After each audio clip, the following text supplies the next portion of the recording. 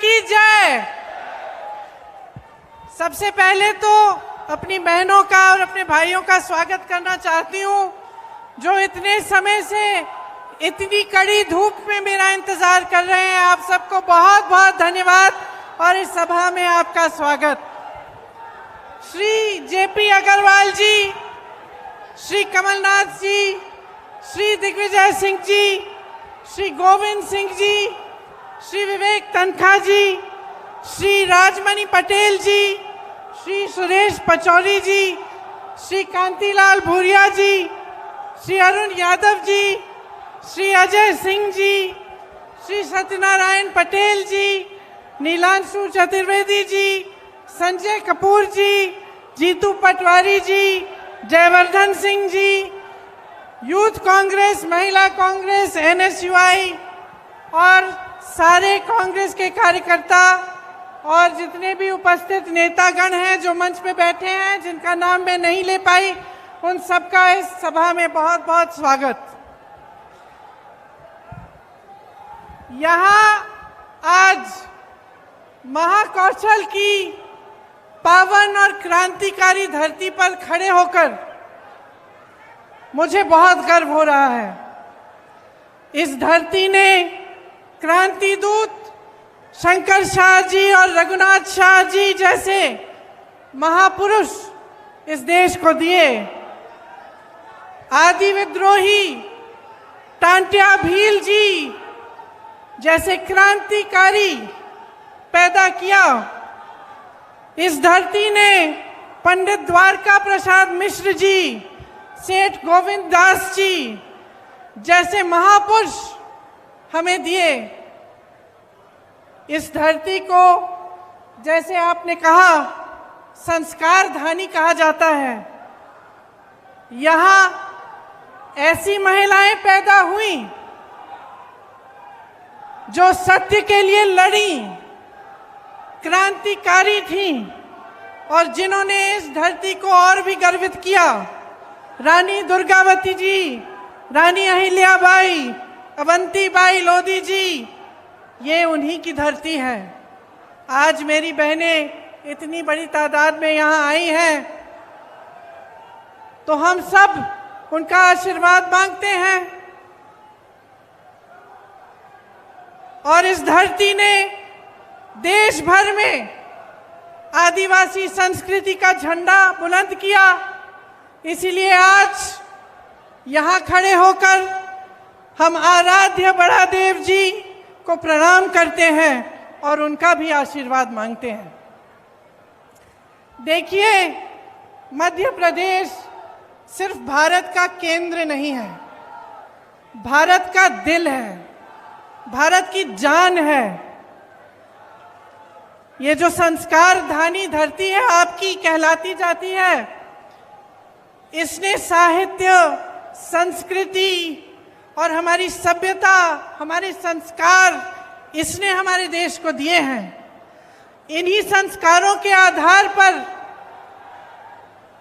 हमारा संविधान बना और ये जो आधुनिक भारत है, इन्हीं संस्कारों के आधार पर आगे बढ़ा।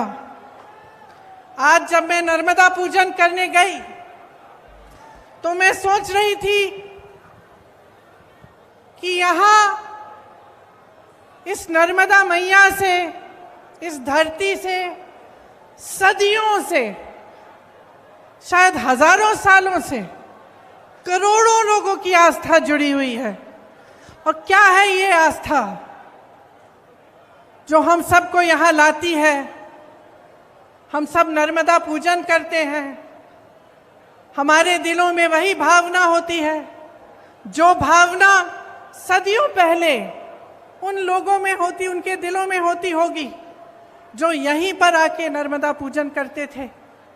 मैं सोच रही थी कि ये जो आस्था होती है धर्म में, इस तरह की आस्था राजनीति में भी होनी चाहिए।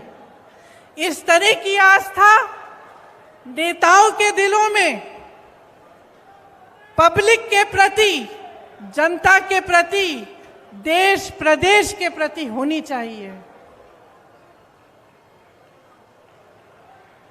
और जिन्होंने हमारी स्वतंत्रता की लड़ाई लड़ी, मैं दावे के साथ कह सकती हूं कि उनके दिलों में इस तरह की आस्था थी। सब कुछ न्यौछावर करके कभी कभी कुछ लोगों ने अपना जीवन दान दिया, कुछ लोगों ने अपने जितने भी घर थे, सब जितना भी उनके का धन था, सब कुछ दान दिया और हमारी स्वतंत्रता की लड़ाई में लड़े। तो वो तो इसलिए कर पाए क्योंकि उनके दिलों में एक आस्था थी भारत के लिए, भारत की जनता के लिए, हमारी स्वतंत्रता के लिए, हमें आगे बढ़ाने के लिए। तो आज की राजनीति में वो आस्था क्यों नहीं है? ये कर्मकांड क्यों बन गया है कि चुनाव के समय आकर घोषणाएं हो जाती हैं, तमाम आपको वादे किए जाते हैं, लेकिन उन वादों में जो वादा करता है उसकी खुद की आस्था नहीं है, उसकी खुद का विश्वास नहीं होता, करके चले जाता है। चुनाव हो जाता है, चुनाव जीत भी जाते हैं बड़े बड़े वादे करके, घोषणाएं करके, लेकिन उसके बाद उनको पूरा करने की कोई कोशिश नहीं होती। तो आज यहाँ खड़े होकर, इस संस्कारधानी धरती पर खड़े होकर मैं आपको याद दिलाना चाहती हूँ एक पुरानी राजनीति की, जिसमें हमारे नेता जो कहते थे वो करके दिखाते थे, जिसमें हमारे नेता सब कुछ न्यौछावर करके आपके लिए दिन रात एक करते थे। आपकी सेवा सर्वोपरि होती थी उनके दिल में, उनके दिमाग में। और मैं कहना चाहती हूं कि जो आपके साथ पिछले 18 सालों से हो रहा है वो गलत हो रहा है, क्योंकि आपका इस्तेमाल हो रहा है, शोषण हो रहा है। आपके सामने आकर तरह तरह के वादे, तरह तरह की घोषणाएं होती हैं और उनको पूरा नहीं किया जाता। धन बल को लेकर, धनादेश के बल पर जनादेश को कुचला जाता है। आपको याद है, यहां पिछले चुनाव में हमारी सरकार बनी थी, आपने बनाई थी, लेकिन जोड़ तोड़ करके, पैसे लगाकर, हर तरह की चीजों को करके भाजपा के नेताओं ने हमारी सरकार तोड़ी और अपनी सरकार बना दी। चलिए, भाजपा की सरकार बन गई, कुछ अच्छा करके दिखाते तो कम से कम कुछ फायदा होता आपका। लेकिन मुझे खुद ताज्जुब हुआ, आज मैं अपने नोट पढ़ रही थी यहां आने के लिए, भाषण देने के लिए, तो मैं पढ़ रही थी कि कितनी बेरोजगारी है, कि शिक्षा के कोई संस्थान नहीं खोले, महंगाई कितनी बढ़ गई है। और मुझे ताज्जुब हुआ ये पढ़ के कि 3 सालों में इन्होंने मात्र 21 सरकारी नौकरी दी हैं। तो मैंने अपने ऑफिस को फोन किया, मैंने कहा ये गलत होगा, सही नहीं हो सकता ये आंकड़ा, इसको चेक करो, क्योंकि मैं मंच पे बोलूंगी तो गलत चीज नहीं बोलनी चाहिए मुझे। मैंने 3 बार ये आंकड़ा चेक कराया और 3 बार ये जवाब आया कि ये सही आंकड़ा है, कि 3 सालों में मात्र 21 नौकरियां दिलवाई हैं। ये किसकी सरकार है और कैसे चल रही है? और आप अगर आज जागरूक नहीं होंगे और आप ये समझेंगे नहीं कि ये जो रिश्वत राज चलाया है इन्होंने, जिसकी वजह से जब आपको कुछ भी चाहिए होता है, चाहे आप नौकरी के लिए जाते हैं, चाहे आप छोटे से छोटे काम कराने के लिए निकलते हैं, तो आपको रिश्वत देनी पड़ती है। तो ये जो रिश्वत राज है इनका, जो घोटाला राज है इनका, इसको अगर आप आज बंद नहीं करेंगे तो आपके भविष्य को क्या होगा? ये सवाल आप अपने आप से पूछिए। घोटाले पे घोटाला हो रहा है यहाँ मध्य प्रदेश में। राशन का घोटाला, स्कॉलरशिप का घोटाला, व्यापम घोटाला, शिक्षक पात्रा भर्ती घोटाला, पुलिस भर्ती का घोटाला, खनन घोटाला, कोरोना घोटाला, बिजली विभाग का घोटाला, ई टेंडर का घोटाला, टीवी सेट वितरण का घोटाला, कितने सारे घोटाले हैं। इतनी लंबी लिस्ट है घोटालों की कि जो मोदी जी ने वो गालियों वाली लिस्ट निकाली, उससे लंबी तो ये लिस्ट है।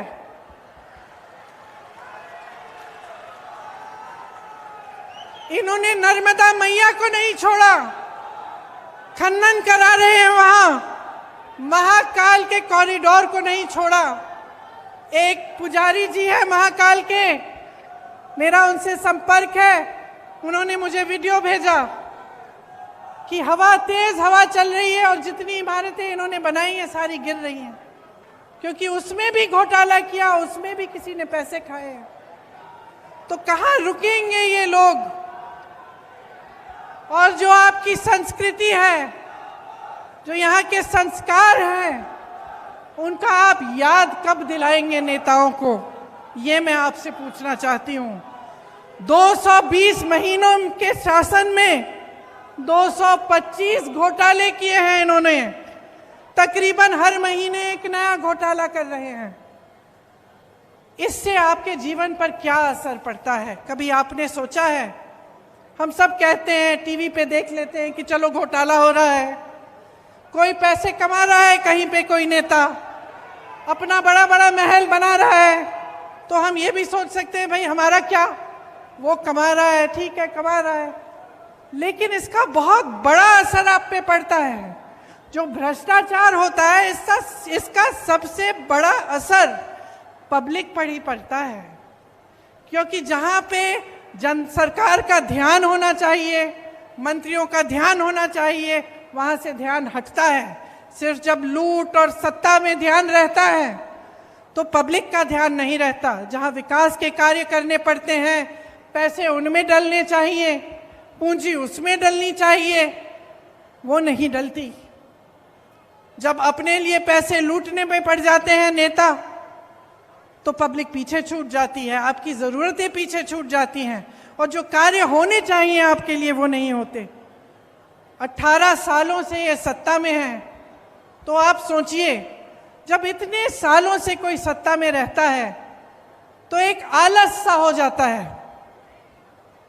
वो सोचता है कि वो कभी सत्ता छोड़ने वाला नहीं है, कि वो निकलेगा नहीं सत्ता से, और ये इनके व्यवहार में स्पष्ट दिखने लगा है।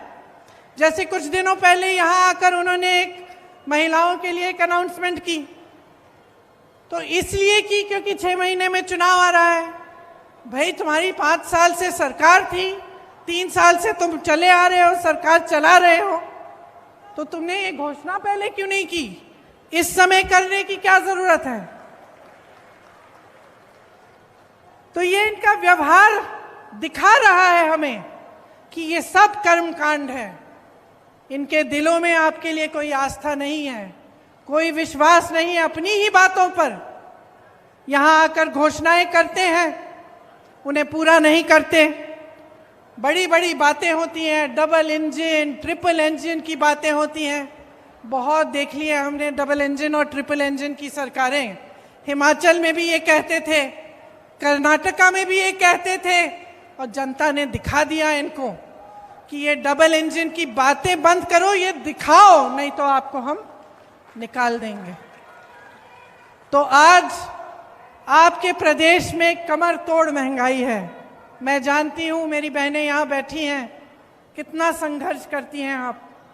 मैं जानती हूँ कि सुबह से शाम तक आप काम करती हैं, और मेरे भाइयों बुरा मत मानना, लेकिन मैं महिलाओं में कहूँगी कि महिलाएं थोड़ा आपसे ज़्यादा काम करती हैं, क्योंकि आप खेती में काम करते हैं या मजदूरी करते हैं तो घर आके आप आराम से लेटते हैं। महिलाएं बाहर जाती हैं, काम करती हैं, मजदूरी करती हैं, या कोई नौकरी करती हैं, या ऑफिस में ही बेशक काम करती हैं, तो घर आके भी काम करती हैं। और जब तक घर का काम ख़त्म नहीं होता, जब तक सब सही सलामत नहीं होते, सबने खाना नहीं खाया होता, तब तक सोती नहीं है। इसीलिए मेरे दिल में एक खास जगह है अपनी बहनों के लिए। और मैं जानती हूँ कि महंगाई का बोझ सबसे ज़्यादा आप उठा रही हैं। गैस सिलेंडर को तो इतना महंगा कर लिया है कि खरीद नहीं पाते, भरवा नहीं पाते। आप सब्जी खरीदने के लिए दुकान जाती हैं तो आधी चीजें आप बगैर खरीदे ही वापस आ जाती हैं। और महंगाई की मार सिर्फ महिलाओं को नहीं लेकिन सबको है। किसानों को देखिए, पेट्रोल डीजल के दाम इतने बढ़ गए हैं, जो भी इस्तेमाल करना पड़ता है, चाहे खाद हो चाहे कुछ भी हो, सब महंगा पड़ गया है। बहुत ज्यादा महंगाई हो गई है। आपके प्रदेश में भयंकर बेरोजगारी है। जैसे मैंने कहा, शर्म की बात है कि एक सरकार 3 सालों में मात्र 21 सरकारी नौकरी दे रही है। तमाम पद खाली पड़े हुए हैं। हमारे नौजवान भाई बहन मेहनत करते हैं, पढ़ाई करते हैं भर्ती के इम्तिहानों के लिए, कुछ ना कुछ हो जाता है, घोटाला हो जाता है, कुछ ना कुछ लीक हो जाता है पेपर, कोई गड़बड़ हो जाती है। जितने पैसे उनके माँ बाप ने खर्चे उनके फीस पे, सब बर्बाद हो जाते हैं। जितने महीने उन्होंने पढ़ाई की वो सब बर्बाद हो जाते हैं। पेपर देते हैं, पेपर का कोई नतीजा नहीं निकलता, कोई नौकरी नहीं मिलती, पद खाली पड़े हैं, नौजवान खाली पड़े हैं, लेकिन सरकार कुछ कर नहीं रही है। आदिवासियों की दुर्दशा हो गई है आपके प्रदेश में। आपको याद होगा कि इंदिरा जी कितना काम करती थी आदिवासियों के लिए, पिछड़े वर्गों के लिए, और आज आपकी दुर्दशा है। अत्याचार बढ़ रहे हैं, चाहे बुजुर्गों पे, चाहे बच्चों पे, चाहे आदिवासियों पे, चाहे दलितों पे। तो तमाम जो जितने भी आंकड़े हैं, जो सब कुछ दिखा रहा है आपको, जो आप अपने अनुभव से आप देख रहे हैं अपने जीवन में, वो कुछ कह रहा है। और मीडिया, इश्तिहार, बड़े बड़े पोस्टर, बड़ी बड़ी होर्डिंग कुछ और कह रहे हैं। मुझे एक कहानी याद आई। एक किसान था, बहुत मेहनत करता था बेचारा, कड़ी धूप में जाकर खेती करता था, लेकिन उसकी एक आदत थी, सुबह निकलने से पहले छोटा सा पुराना टीवी था उसका, टीवी में वो खबर देख लेता था। तो एक दिन बड़ी धूप थी, खबर में आया कि बारिश आने वाली है। तो उसने कहा चलो आज सिंचाई नहीं करेंगे, आज तो खूब बारिश आएगी। निकला काम के लिए, पूरे दिन धूप रही, बारिश नहीं आई। उसने सोचा चलो खबर गलत होगी, कल सिंचाई कर लेंगे। घर आ गया, अगले दिन फिर निकला, फिर खबर देख ली, फिर खबर में आया कि बारिश आने वाली है। फिर उसने सिंचाई नहीं की। ऐसे 5, 6, 7 दिन गुजर गए और वो इसी इंतजार में रहा कि भाई आज बारिश आएगी। बारिश नहीं आई, खेती एकदम सूख गई। घर आके रोने लगा। तो रोने लगा, अपने गुरुजी के पास गया कि भाई मैं तो इंतजार कर रहा था, मेरा सारा खेत सूख गया, मैं क्या करूं। तो उसके गुरुजी ने उसको कहा, ये मूर्ख, तुमने अपने अनुभव से नहीं देखा क्या हो रहा था? तुम्हारे सामने तुम्हारा खेत सूख रहा है और तुम इंतजार कर रहे हो कि बारिश आएगा क्योंकि खबर ने कह दिया। तो यही तो हो रहा है आज देश में, प्रदेश में।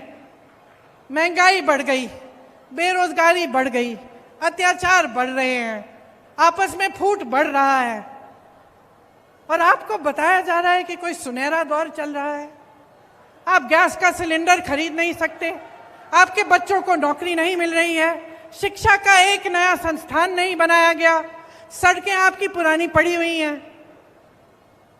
कोई व्यवस्था नहीं है, खाद की व्यवस्था नहीं है, पानी की व्यवस्था नहीं है, लेकिन आपको बताया जा रहा है कि बारिश आने वाली है। आपको बताया जा रहा है कि सुनहरा दौर है। मोदी जी G20 कर रहे हैं, हमें बहुत गर्व होना चाहिए अपने देश पे। लेकिन आपके सामने, आपकी आंखों के सामने क्या हो रहा है, उसके प्रति आप जागरूक कब होंगे? आप कब देखेंगे कि इन 3 सालों में इस भाजपा की सरकार ने आपके लिए क्या किया? यहां पे जितने भी नौजवान हैं, हाथ उठा के मुझे बताओ कितनों को नौकरी मिली है। अगर उन 21 बच्चों में से एक है तो हाथ उठा लो भाई, उठाओ। नहीं मिली? नहीं मिली नौकरी किसी को? आप एक जना हाथ उठा के बता दे मुझे कि क्या आपका जीवन सुधरा है? 3 सालों में तरक्की हुई है आपकी? आप ये मुझे बता दीजिए कि महंगाई बढ़ी है कि घटी है? बड़ी है ना। किसान इस देश की रीढ़ की हड्डी है। ये देश किसानों ने बनाया है। ये जितने भी जवान यहाँ खड़े होते हैं, जो हमारी सरहद पे खड़े होकर हमारी रक्षा करते हैं, किसान के बेटे हैं। किसान के लिए सरकार ने कुछ नहीं किया। फसल का दाम नहीं मिलता, गेहूं, धान, सोयाबीन, सब्जियों का दाम नहीं मिलता। 4,000 करोड़ का घोटाला तो इन्होंने अपने ओलावृष्टि के फसलों में, जब फसल बर्बाद हुई थी तो जो आपको मुआवजा मिलना था उसमें इन्होंने 4,000 करोड़ का घोटाला कर डाला। किसान को मुआवजा नहीं मिला, इन्होंने फर्जी मुआवजे बांट दिए।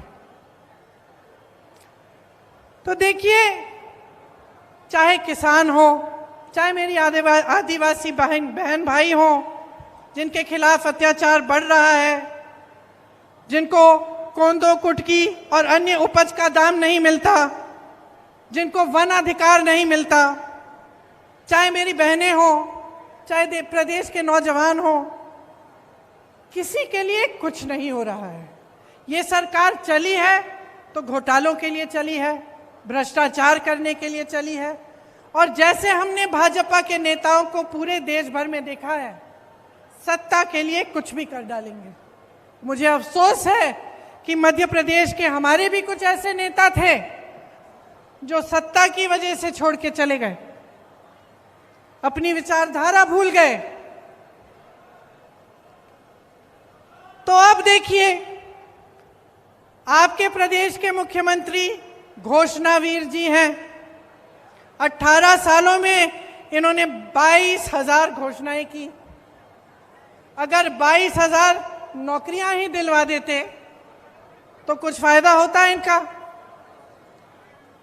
लेकिन इन्होंने कुछ नहीं किया। जितनी घोषणाएं की उनमें से 1% शायद पूरी होंगी। तो सच्चाई आपके सामने है। ये जबलपुर शहर है, आप सब जानते हैं, देश प्रदेश चलाने के लिए देखिए एक विजन चाहिए होता है, एक नजरिया होना चाहिए, एक इच्छा होनी चाहिए निर्माण करवाने की। इस शहर में जितने काम कराए गए थे, जो कांग्रेस की सरकारों ने कराए, वो एक नजरिए के साथ कराए, आपके विकास को लाने के लिए। जवाहरलाल नेहरू जी, उन्होंने देश में IIT जैसे बड़े संस्थान बनाए। इंदिरा जी ने हरित क्रांति कराई। राजीव जी ने आधुनिक भारत के लिए काम किया। मनमोहन सिंह जी ने बहुत काम किया भारत को आगे बढ़ाने के लिए। एक नजरिया था उनके दिल में, उनके मन में एक नजरिया था कि देश को कैसे आगे बढ़ाना है। आज जो हम काम कर रहे हैं उसका 15-20 सालों में, 25 सालों में क्या असर पड़ेगा। तो जबलपुर एक ऐसी शहर है जो उस नजरिए को लेकर उसका निर्माण हुआ। यहाँ पर ऑर्डिनेंस फैक्ट्रीज होती थी, आज बंद होने के कगार पे हैं। सरकारी कर्मचारियों का यहाँ पे बहुत सारे सरकारी कर्मचारी हैं, आर्मी के लोग हैं, रेलवेज में काम करने वाले लोग हैं, प्रबुद्ध जीव हैं बहुत सारे जबलपुर में। और आज देखिए कि आपके जबलपुर का क्या हाल है। सरकारी नौकरियां जो हैं उनका क्या हाल है। एक देखिए, सरकारी नौकरी इसलिए लोग लेते थे क्योंकि उनको लगता था कि कम से कम जीवन भर हम नौकरी करेंगे, उसके बाद हमारी कोई सिक्योरिटी होगी, सुरक्षा होगी, हमें पेंशन मिलेगा। आज ये स्थिति है कि पूरे देश भर में सरकारी कर्मचारी रो रहे हैं कि हमें पुराना पेंशन वापस दे दीजिए, हमें ये नया पेंशन नहीं चाहिए। और उनकी कहीं भी कोई सुनवाई नहीं है। सिर्फ कांग्रेस के प्रदेशों में, हिमाचल प्रदेश में, छत्तीसगढ़ में, राजस्थान में पुराना पेंशन फिर से लागू हुआ है। क्योंकि जैसे मैंने कहा, 2 तरह की राजनीति है इस देश में। एक जो आप में आस्था रखती है, विश्वास रखती है पब्लिक में, और एक जो सत्ता में आस्था रखती है। तो जो सत्ता में आस्था रखते हैं वो कभी आपकी सुनवाई नहीं करेंगे। कांग्रेस पार्टी आपकी सुनवाई करती है। जहां जहां हमारी सरकारें हैं, आप खुद देखिए और खुद आकलन करिए कि जो कहा है वो किया है कि नहीं। अभी अभी कर्नाटका में सरकार बनी है, 5 गारंटी दिए थे, 5 के 5 गारंटी कैबिनेट में पास हुए हैं। राजस्थान में पुराना पेंशन लागू है। तमाम ऐसी स्कीमें हैं जिनका वादा चुनाव में किया था, आज लागू हो रही हैं। यहाँ बगल में छत्तीसगढ़ है, छत्तीसगढ़ में सबसे ज्यादा किसानों को धान का दाम मिल रहा है पूरे देश भर में। छत्तीसगढ़ में भी पुरानी पेंशन लागू है। आप हिमाचल को देखिए, जो वादे किए वो पूरे करने जा रहे हैं। इसीलिए मैं आग्रह करती हूं कि आप जागरूक बनिए और जो सच्चाई है उसको पहचानिए। आपके सामने जो हो रहा है, आप जीवन में जो संघर्ष कर रहे हैं, वो संघर्ष बढ़ रहा है, इसको समझिए। और ये देखिए कि कांग्रेस पार्टी के नेता, कांग्रेस पार्टी की सरकारें अपने प्रदेशों में क्या कर रहे हैं नर्मदे, और आपको खुद समझ में आ जाएगा कि जब कांग्रेस की सरकार मध्य प्रदेश में आई थी, जिससे पहले कि भाजपा ने उसको गिराकर ये सरकार बनाई, तब उन्हीं 1.5 सालों में कितना काम किया गया। 27 लाख किसानों का 11,600 करोड़ कर्ज माफ किया उन 1.5 सालों में। सामाजिक सुरक्षा पेंशन को 300 रुपए से 600 रुपए तक बढ़ाया गया था। 1 करोड़ परिवारों को 100 रुपए में 100 यूनिट बिजली योजना का फायदा हुआ था। 1000 गौशालाओं का निर्माण हुआ था। आदिवासियों के लिए 12,000 बर्तन बैंक बनाए गए थे। ये सब काम 1.5 साल में कांग्रेस की सरकार ने किया, और आज भी ऐसे ही काम कांग्रेस की सरकारें जहां जहां उनकी सरकार है वहां पे कर रही हैं। तो बहनों और भाइयों, हम आपके सामने कुछ ऐसे गारंटी लाए हैं जिनके बारे में अब आपको मैं बताऊंगी, जो हम 100% लागू करेंगे।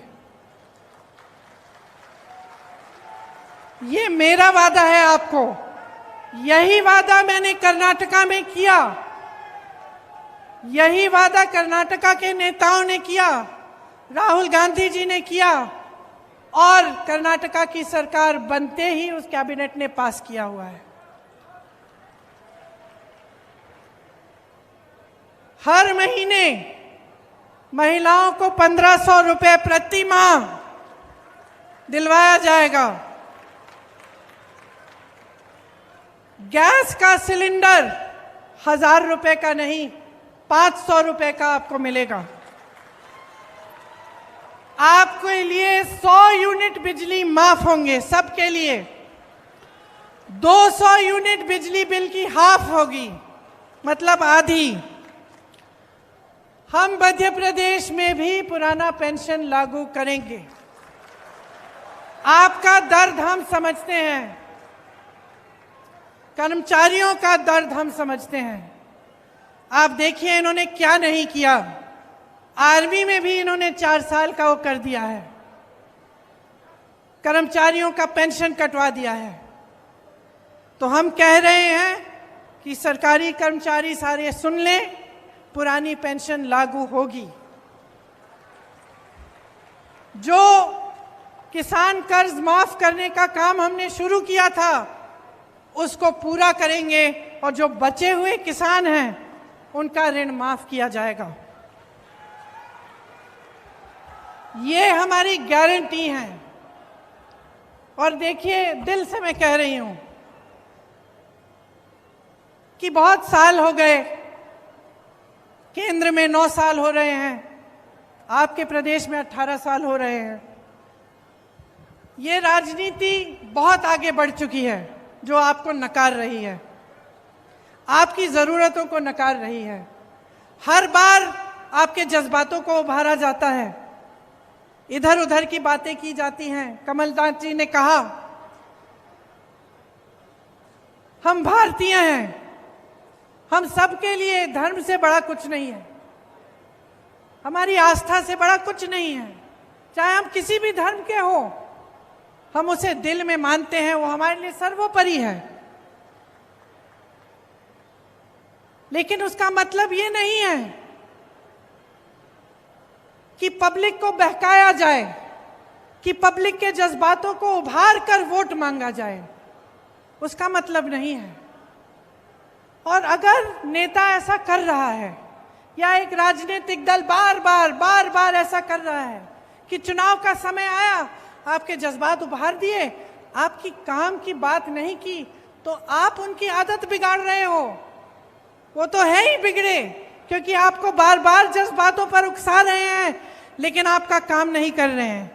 लेकिन आप बिगाड़ रहे हो क्योंकि आप बुरी आदत डलवा रहे हो।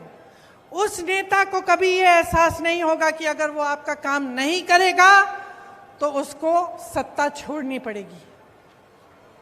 समझ रहे हैं आप मेरी बात? आपको समझाना पड़ेगा, दिखाना पड़ेगा नेताओं को, और उसमें हम सब शामिल हैं कि अगर हम आपका काम नहीं करें और चुनाव के समय आपके जज्बात उभारने की बात कर लें, या आपको किसी जैसे आप जज्बाती मामले पे आपको उकसा दें और फिर उसके बल पर आपके वोट लेके सत्ता में बैठ जाएं, लेकिन फिर आपकी बिजली हम ना दिलवाएं, आपका विकास हम ना करवाएं, आपकी सड़कें ठीक नहीं हो रही हैं, आपके बच्चों के लिए शिक्षा के मौके नहीं दिलवा रहे हैं, नौजवानों को रोजगार नहीं दिलवा रहे हैं, और सिर्फ सत्ता के मजे ले रहे हैं, तो आपको सबक सिखाना पड़ेगा। तो मैं कहना चाह रही हूं कि 18 साल हो चुके। 18 साल में आपने सब कुछ देख लिया। अगर किसी इंसान ने 18 साल में अपनी असलियत आपको नहीं दिखाई और आपको ये पता नहीं चला कि वो आपका काम नहीं करने वाले हैं, तो शायद कभी नहीं पता चलेगा। अब 18 सालों में आपने सब कुछ देख लिया, घोषणाएं देख ली, असलियत देख लिया, टीवी में विज्ञापन देख लिए, असलियत देख लिया, बड़ी बड़ी होर्डिंग देख लिए, बड़े बड़े इवेंट देख लिए और सच्चाई देख ली। तो अब आप तय करिए, बच्चों के भविष्य का निर्माण करना है कि नहीं? करना है कि नहीं? करना है। अपने देश प्रदेश को विकसित बनाना है कि नहीं? अपने नेताओं को जवाबदेह बनाना है कि नहीं? बनाना है ना? तो मन बना लीजिए, मन बना लीजिए। 6 महीनों में चुनाव है, 6 महीने हैं सोचने के लिए, समझने के लिए, और जो आपने 18 सालों में देखा है उसका आकलन करने के लिए 6 महीने हैं ये समझने के लिए, देखने के लिए कि कांग्रेस की सरकारें क्या कर रही हैं अपने प्रदेशों में। जागरूक बनकर देखिए, समझिए, सुनिए और अपना वोट अपने पक्ष में डालिए। एक ऐसी राजनीति को बनाइए अपने देश में, अपने प्रदेश में, जो आपके प्रति जवाबदेह बने।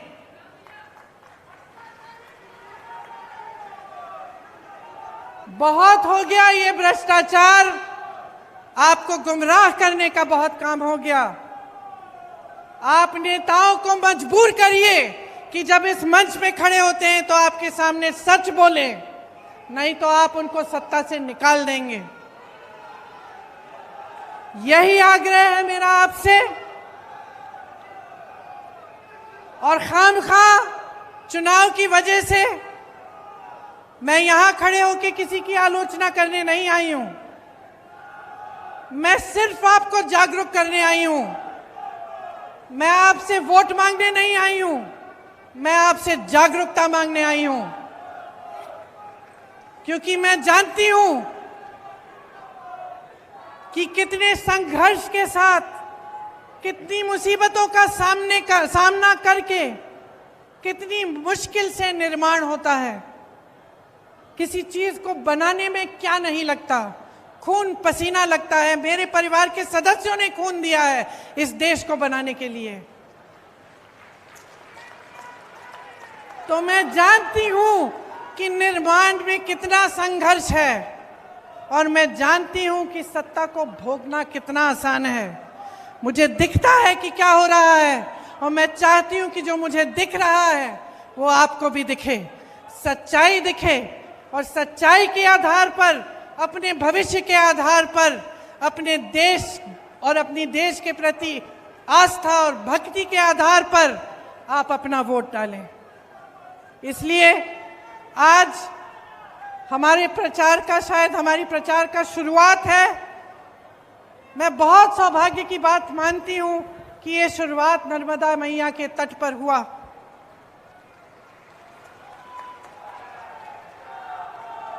क्योंकि हम सब जो यहाँ पे बैठे हैं इस मंच पर, नर्मदा मैया के तट से आए हैं। हम झूठ नहीं बोलेंगे आपके सामने। हमारी एक ही सच्चाई है, हम देश के लिए समर्पित हैं, आपके लिए समर्पित हैं और पूरी निष्ठा से, प्रेम से आपके लिए दिन रात काम करेंगे। आप सबको बहुत बहुत धन्यवाद कि आपने मेरी कुछ लंबी बातों को इतने ध्यान से सुना। मेरी आशा है कि इन पर ध्यान भी आप घर जाकर भी देंगे और थोड़ा समझने की कोशिश करेंगे कि आपकी भलाई के लिए ही मैंने ये सब बातें कही। बहुत बहुत धन्यवाद। जय हिंद।